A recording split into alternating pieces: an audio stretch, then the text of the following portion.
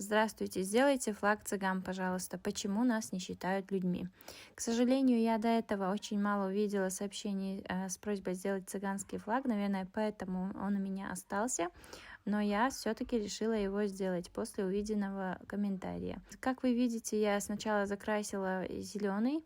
Зеленый цвет у меня отцветает в печке, потому что там высокая температура, и белым цветом я закрашиваю. Почему? Потому что там проще рисовать на белом. Прошу прощения за колесо, оно у меня очень плохо получилось, но я все-таки решила вам показать свою работу, так как очень много времени потратила на этот хлеб.